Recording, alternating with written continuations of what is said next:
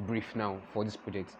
Design an e-learning platform for college students to keep up with their classes and learn. Hey guys, how you doing? So in this video, I'm going to talk about the first phase, the research phase of the case study project, and I'm going to tell you how I did everything I did to land up to competitive analysis and how I can move forward, which is the define phase.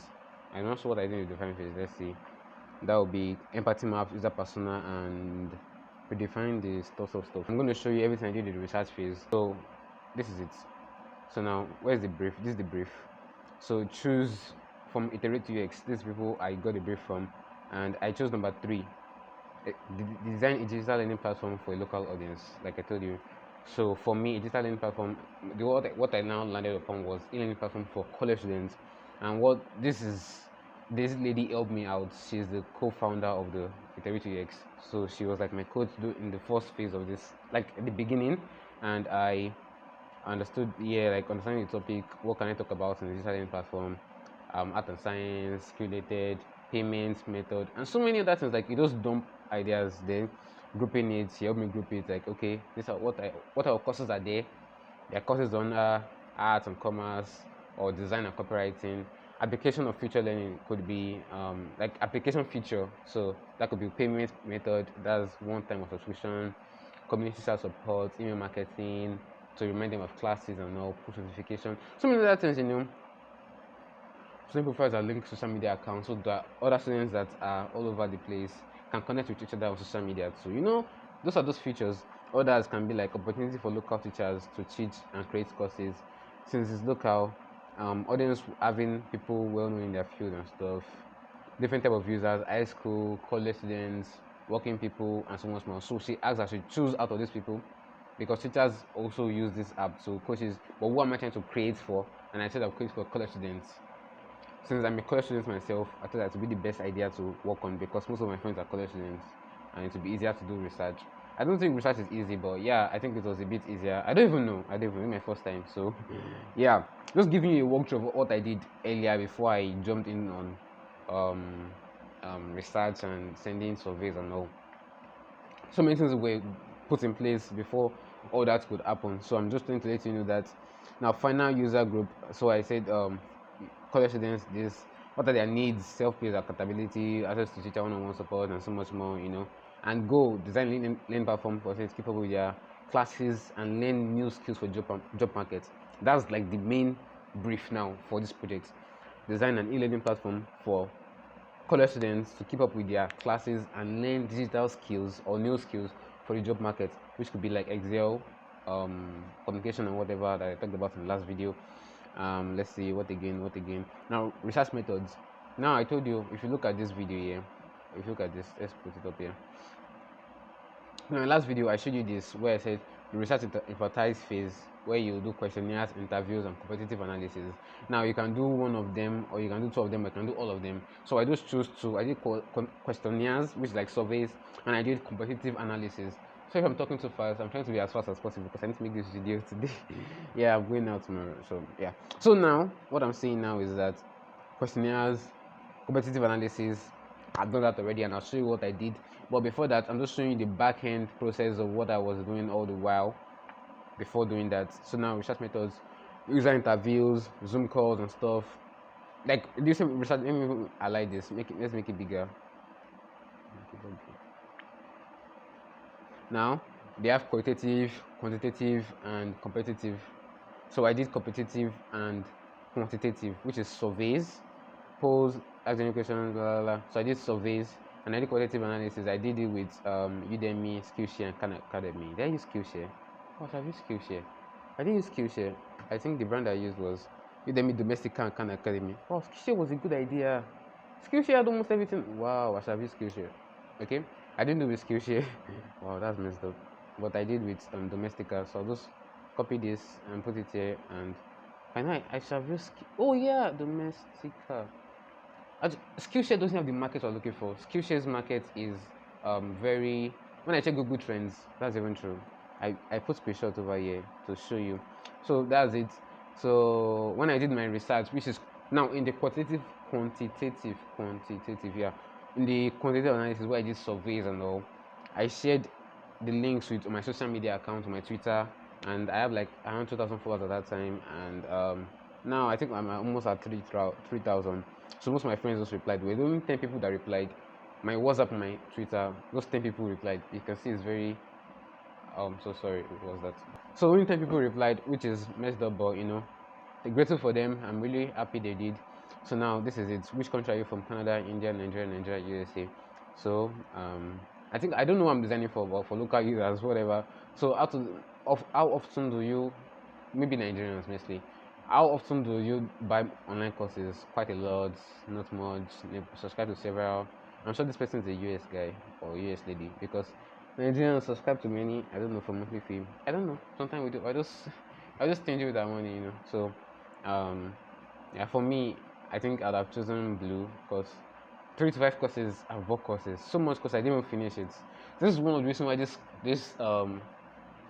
this case study or research is very, very crucial to me, because I feel the pain of buying courses and not getting the value I paid for.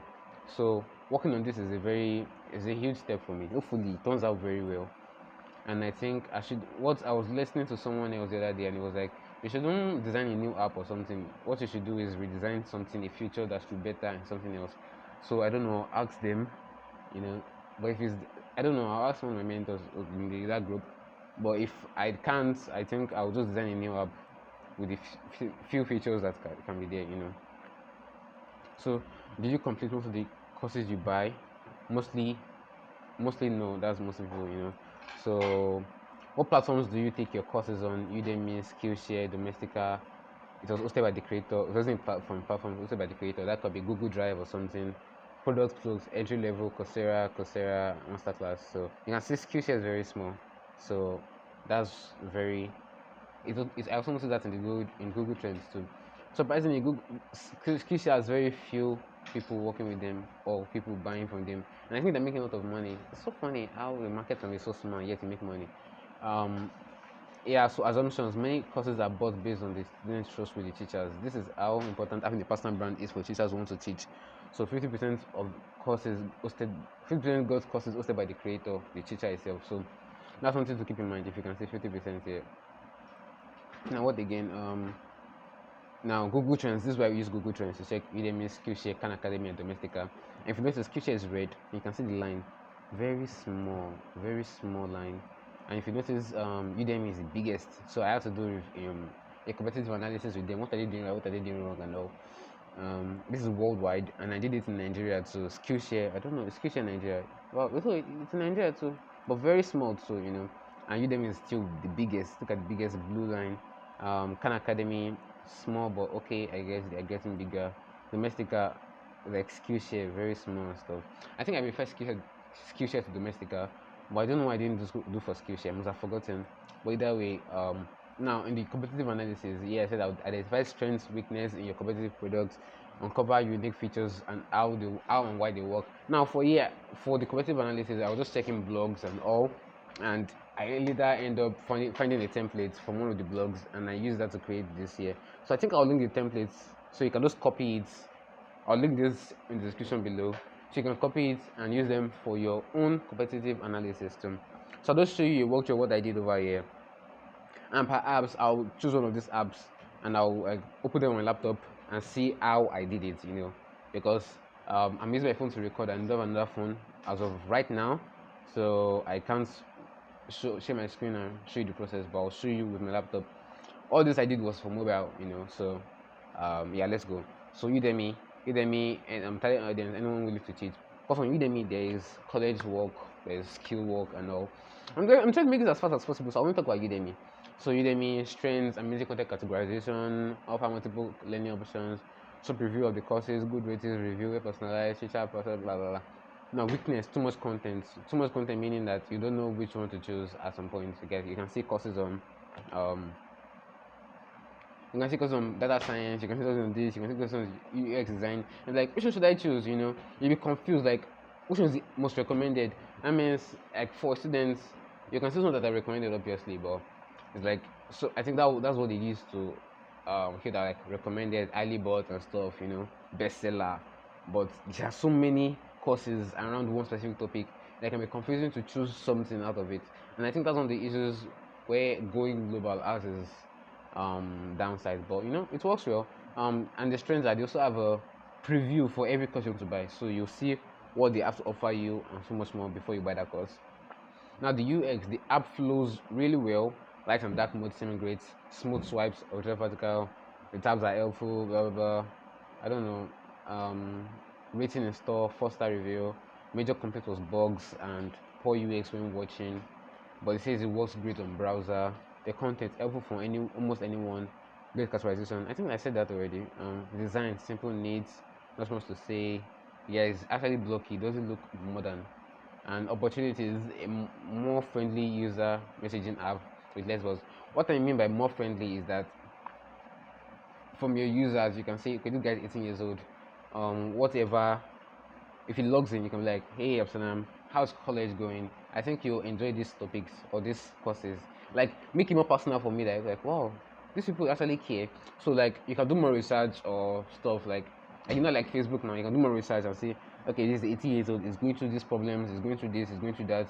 They can even do a survey and ask me to fill a form and stuff, and from there I can, like, they'll now give me courses that will most likely be for me, rather than just using what I've bought before. It's psychological stuff. Like, where are you right now in life? Are you in college? Are you working? Are you trying to freelance?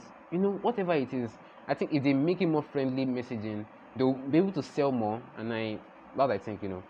So now I'll open Udemy on my laptop and I'll show you Udemy, and I'll show you how I do the competitive analysis behind.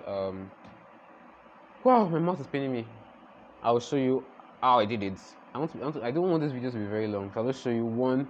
And I think I'm logged in. Am I logged in? I'm not logged in. Okay.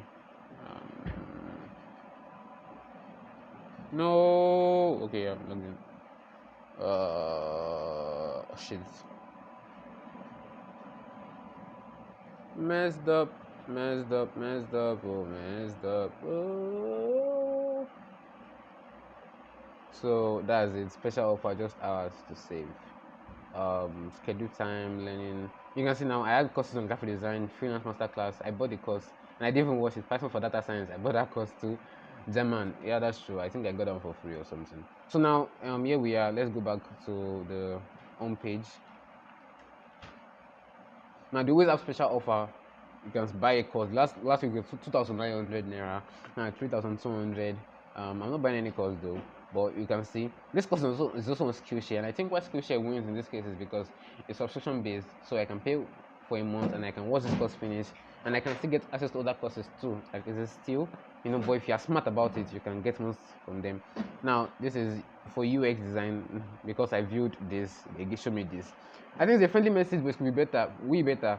YouTube does this so well. I think they should all learn from YouTube in terms of all that. Well, as I said earlier, this is what I did. I was just like, come there, how is the content categorized?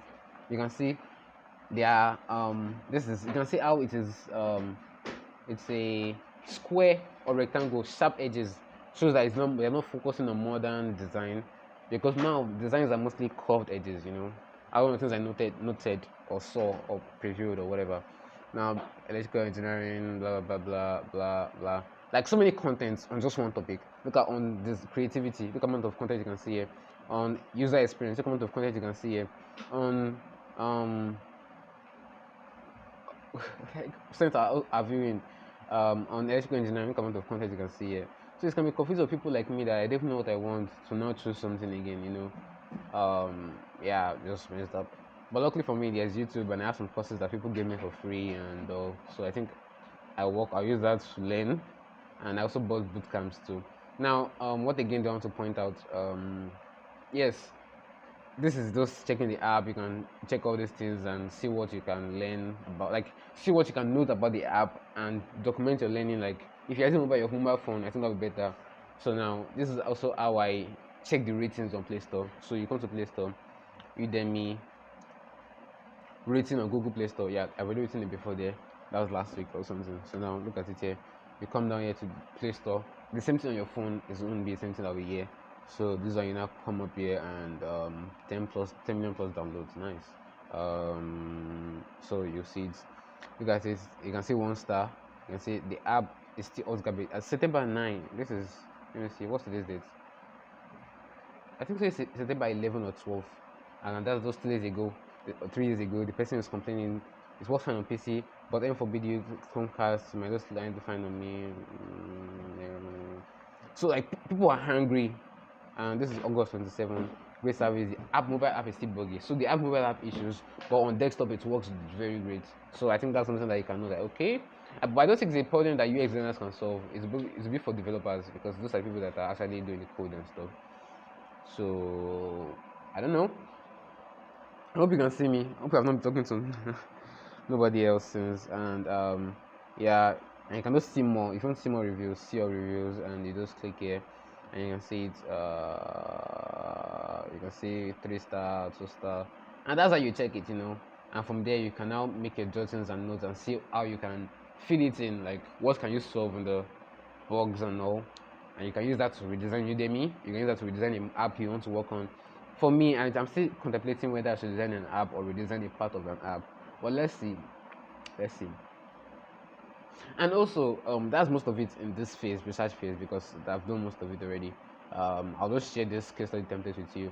Now, what I also want to note is that for this case study, what I'll be working on next is empathy maps, user persona, with different problems. So in my next video, I'll work on that design phase. So this is research phase, and I hope you got some value from it. I don't know what I'm doing exactly too, but I'm reading blogs and checking out things before I share them with you all. And yeah, I read blogs, I did my research, and also I opened a space with Arius during the weekend. Arius is a Nigerian Web3 designer, and hopefully I can get to be his friend one of these days. I opened a space and it was like find your design body. So I met some people that are interested in working on this project with me. So in the coming videos, they may just help me out, and you see their videos there on the YouTube channel. Like I'll tell them to record themselves and talk about it, and we'll make some medium blogs about it. So people will be working with me on this project. If they say yes, we see more people with this project, and it will be easier for us and for us to be able to finish faster. If they say no, might not work out. So who knows? So I'm also having design classes today and some other things. Just want to let you all know that yeah, I'm working on this and I'm giving you updates on how it's going. I hope this explained a lot of things to you, because for me it took me a while to figure out most of these things. Like I have to read blogs, I have to check YouTube videos and all, and hopefully this is the one guide you need. If you enjoyed this, and I'm sure in the coming years, and also I'm also trying the web design freelance stuff I talked about earlier. It's not easy at all. So yeah, if you want to hit me up on Twitter and you have any questions, please hit me up on Twitter. I'm at Absalom Popsy. This is my profile and stuff. I'm almost about to hit 3,000 followers, so follow me there and we can connect and stuff. And yeah, so many resources I'm going to share soon, because I found a lot of things to do the weekend. And yeah, I hope you enjoyed this. Thank you so much for watching to the end. Please work on your case study, and the earlier the better, so you can meet other people that can give you feedback on it. And that's it. Stay safe, stay well, and you got this. Bye.